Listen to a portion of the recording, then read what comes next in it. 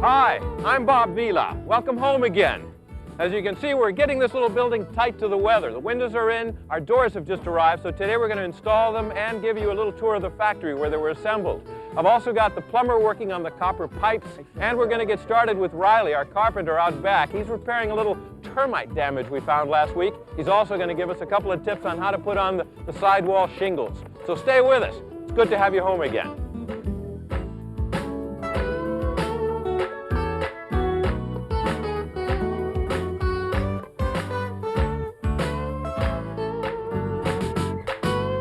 Sears presents Home Again with Bob Vila. Let's take a quick look at some of the progress we've made around here in the last few days. Notice this gable end wall has its white cedar shingles all in place, and we've got the rest of our windows installed. That's important. We're starting to try to do temporary heating in there. The windows that we don't put in until last are the cellar windows. The reason for that is that the grade out here will be raised up to about this height, bringing the dirt back towards the house. And we'll put in some wells here to keep the dirt away from the window. But we can't do that for another 3 or 4 weeks probably. Look at this. Doesn't this look terrific? You notice how we raised the roof up here on the back L so that we'd have enough headroom, enough clearance to install a patio door. And we've got that all in place and the shingles in place. There's a half dozen of these windows that came with the back L, and they're kind of a problem. And I priced getting replacement sash and frame, and that was going to be about $170, and we just found out we can get just replacement sash, single light, insulated glass for $45, so we're going to do that. Hi, Ryley. Hi, Bob. You're taking care of the insect damage back here. Yeah, getting it right out of here. The last piece.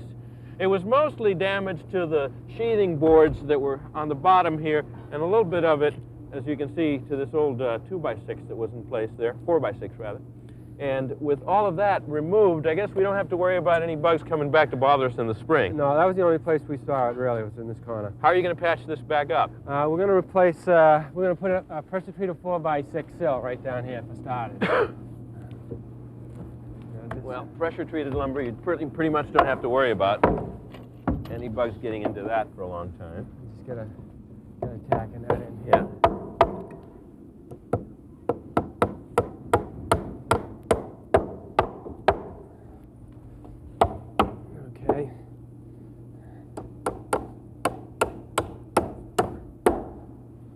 You don't have to put too many nails in this because no, the weight's going to hold it down. The weight is going to hold it in place, exactly.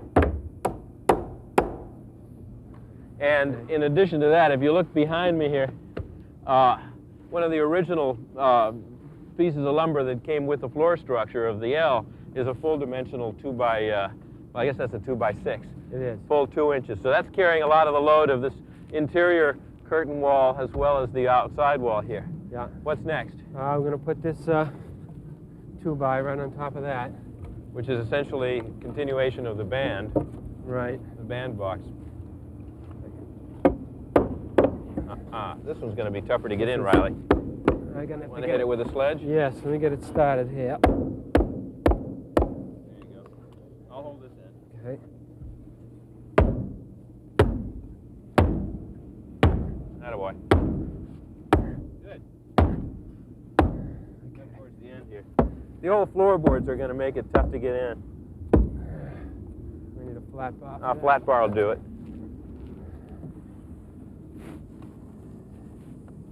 Get my hammer out of here. There we go.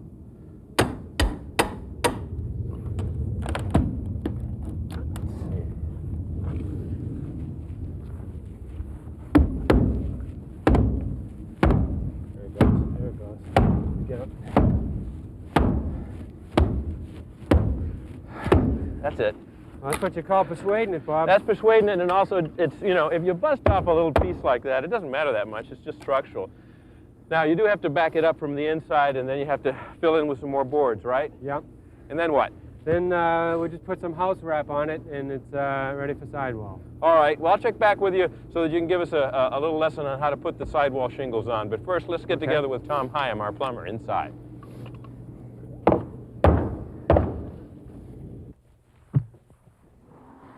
Yeah, putting in a patio door is going to make all the difference in the world here. Nice wooden one with thermal glass. And notice all the changes that have taken place in here. We have, well, we've put in some new sidewalls to beef up the old, and we've taken care of putting in collar ties all the way across the ceiling so that, in effect, we've created a drop ceiling. And, of course, it meets the slope of the old joists here so that you've got like a tray ceiling, which I think is going to be real nice. The kitchen island is right here, open to the family room. And then over here we've got Tom Higham, our plumber. And what are you having trouble with that? Hi, Bob. Yeah, could you just push that Sure. back for me? I'll push this through here. That's nice. That's good. Yeah, good. Now, there we go. Good. Now that length of copper pipe is actually going to feed that room in there, which Yes. is our yes, bathroom. Yeah, it's going to feed the toilet. All right, Tom, then this pipe comes up from the basement with the cold water, and it'll connect to this one that goes over to the toilet. And what do you got? This one This one here to the lab. for the lavatory. Yeah. So show us how you go about getting them all soldered together. Okay, to join all three together, we use what they call a copper T. A T A fitting. T fitting, yeah. Copper T fitting. Sounded like a cup of tea to me. Yeah. Here you go. Okay, we take the sandcloth, put it inside, Yeah. and clean the fitting. And why do you have to clean it so much? Well, you clean it to get out all the oil or residue that's on the fitting itself. This enables a flux to enable the solder to run around the fitting. and Yeah, seal if the you pipe. had any foreign materials there, then Right. the soldering just wouldn't work. Right. Good. Okay, now then. And you do the same thing to And the we'll outside do of the pipe? the same thing to the outside of this one, Okay, too. good. All right. Okay, the next thing we do, we take the flux. The flux. We don't need to put too much in, you just need a little bit on all the joints here that you're going to join up. Yeah. You only need to put it on the one side. You don't have to put it on the pipe No, itself. no, Yeah, no. okay. It's only to enable the flux to run. Then you join your pipes together. And now the lav on. Making sure that you're going out. And there you are, you're ready to solder. Well, let's watch you solder. Okay. And we don't burn you, Bob. Yep.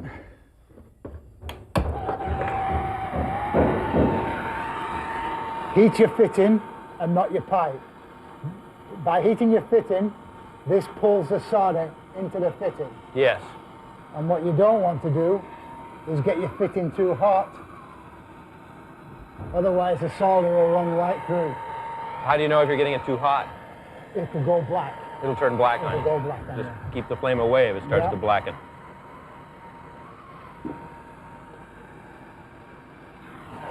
Wipe off any excess. And also this helps to seal any small holes that you might have. And keep your hands out of the flame. Yeah.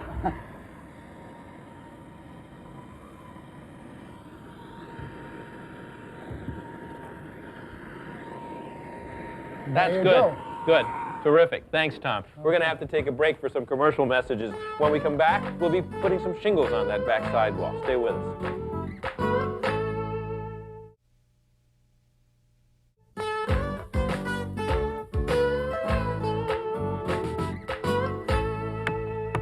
Most of our sidewalls have already been shingled by Dean Fraser, our subcontractor, but we saved this back wall so that you could give us a couple of tips on how it's done. How you doing, Bob? Good. How do you get started, Dean? First thing we do is make up a story pole, which gives you exposure for all the courses around the house. Just this piece of strapping, which has all the marks on it that relate to the exposures to the weather of the shingle, as well as window locations, right? Yes. Because you want to make sure that you always have a full course under your windows or close to it. And of course, we can see that they're going to run evenly around the corner. Okay, the first thing you do is you mark off, transfer all your marks on the story pole onto the wall. And you've already done that, right? Next thing we're going to be doing is making a pyramid, which allows Making a us, pyramid, huh? which allows us to put shingles up here without putting nails into the corner board. Okay. Let's watch. Starting off with a nice big one. We put 2 nails per shingle, about 1.5 inches above the butt line, Yeah, this is the butt line here, which will be your next course. the bottom of it, yeah. So where you want to have your nails up about 1.5 inches, so your next course will cover those Yeah, up. if you put a third nail in there, you're apt to have the shingles split straight up and down because they do want to expand and contract in different temperatures.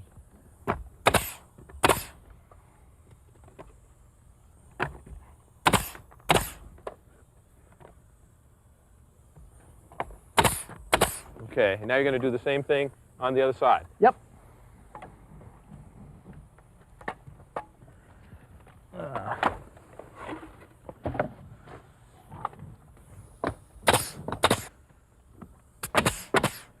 Next thing we're going to do is throw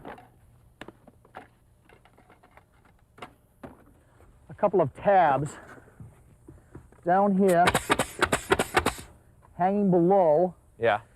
the sill, which is the top of the foundation. So we can put our first course with this strapping. Sure, let's just watch you.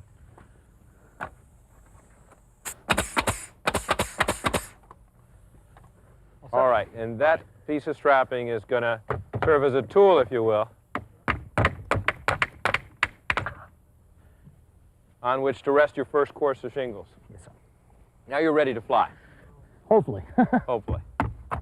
This first row of shingles that we're putting in place will be totally covered. It's a starter course, but you won't see any of it.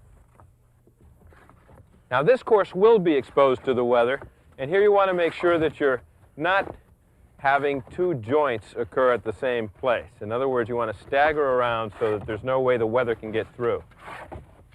Good.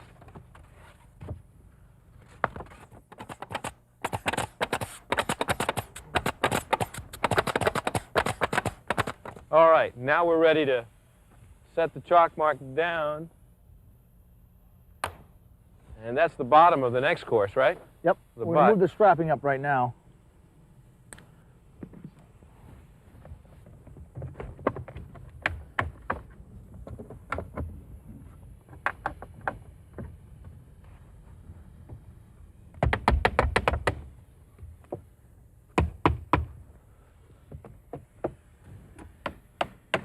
Now we're all set to lay another course. And of now you shingles. just lay another course in place. And again, here's where you have to pick and choose, and you have to make sure that the sizes of the shingles are coming out so that the joints are covered over and staggered.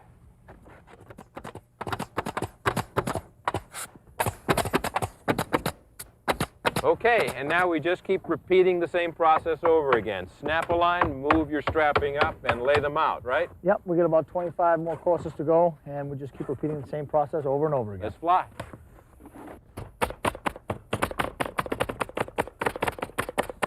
Now, these white cedar shingles traditionally were just left out to weather. What do you recommend, Dean? I recommend putting a some kind of penetrating stain on the shingles. Yeah. You should get another 5 or 6 years out of life expectancy. It's a good idea to do it. Good. All right, I'll let you guys finish up here. We're going to go around front and get together with Ryley and install our front door. We'll be right back after this message.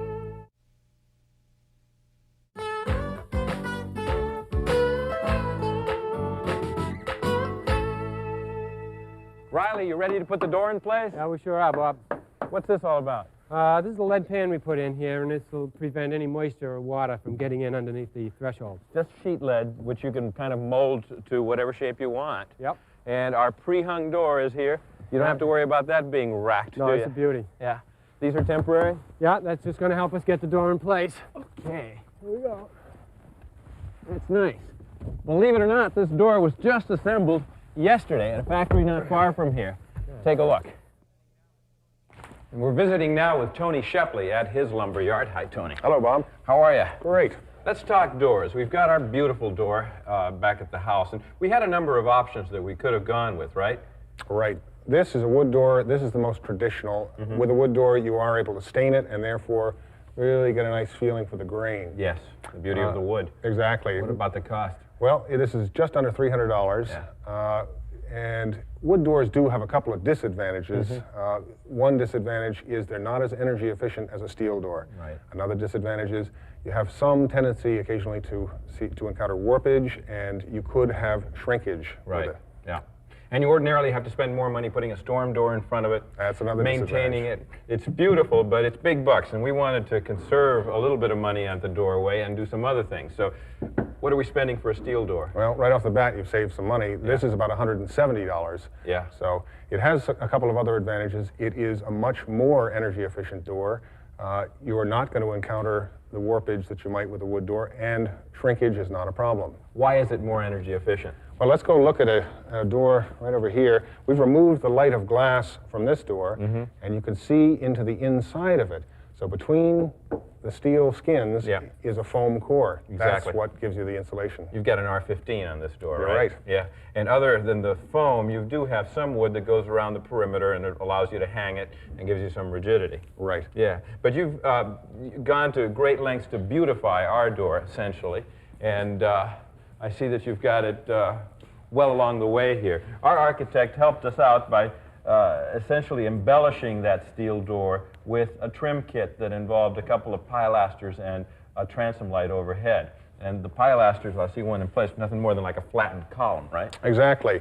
And much like a column, we've established a plinth block to give it a base. Yeah. That's Sugar pine. 8-quarter sugar pine, a Nice beautiful stock. piece of wood. Yeah. It's gorgeous. And then if that's the base of the column, this is the column itself with 3 flutes in it. It's been fluted out. To give that column look. A sense of height. Yeah. We've used some standard moldings to sort of dress this up. This is a little 3/4 inch base cap, and you can see we've installed it to give the feeling of the top of the column. Yeah. This is an 1 3/4 band molding. Yes. Between the two of them, they've established the capital of the Visually, it's like a capital. And then up at the top here, you've got our transom light, which is actually 5 individual ones. Yes, these are small insulated lights of glass. So you've passed the energy code. Yeah. You've got an efficient unit. It's beautiful. Notice you're missing the pilaster on this side. Are we coming along with that? We're working on that right now. Let's take a look. Okay.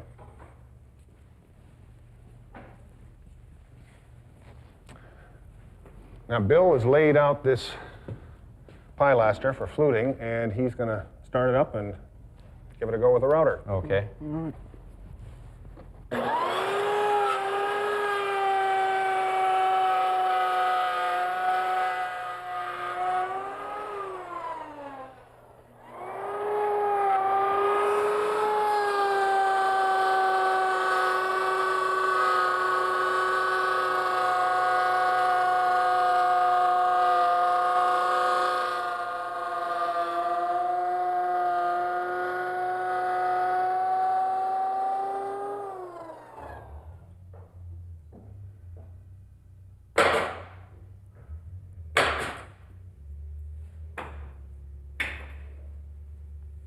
That's going to be nice. So, Tony, what's the actual damage on this door and setup? Yeah, Bob, we've got a ticket right here. There's your The total. door itself is 170.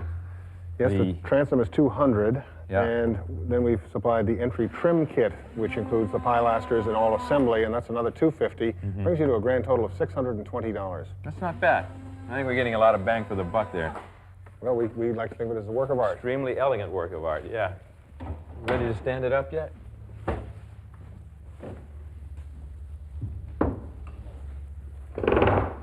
Thanks, guys. Absolutely fantastic. Don't you Impressive. think? Absolutely. It's a wonderful entryway. Tony, thanks a lot. Bob, thank you. Okay. The first step is to make sure the door is plumb. Always use your level on the hinge side. That looks good. Next, you want to remove those clips that came from the factory so that you can test the swing on the door. That's good. And then you're ready to put in some shingles along the other side of the jamb to make it good and sturdy. The pilasters have been trimmed and are ready to be tacked right on place. How's that? Good, that looks good. Okay, get one nail up there.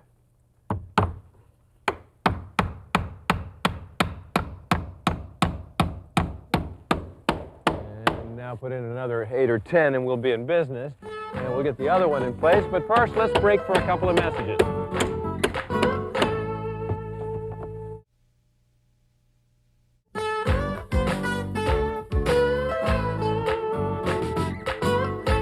Okay, Ryley, so that front door setup is $620. Yeah. And what'd you say the slider on the back L was how much? I think it was about 680. The 686, yeah, that's it. All right.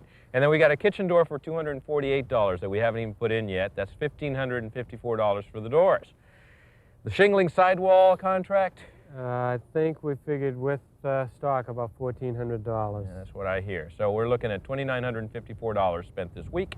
On top of the $28,891 that we've already spent to date, we're up to $32,845 Will we build this house for under 50 grand? I don't know yet. The magic question. Thanks a lot. That's a wrap for today. Come home again next week when we'll be working on the front facade, getting our cedar clapboards in place and putting some beautiful moldings over the top frieze and over the top of the windows. We'll also be working inside, getting our rough electrical work in place and doing the insulation.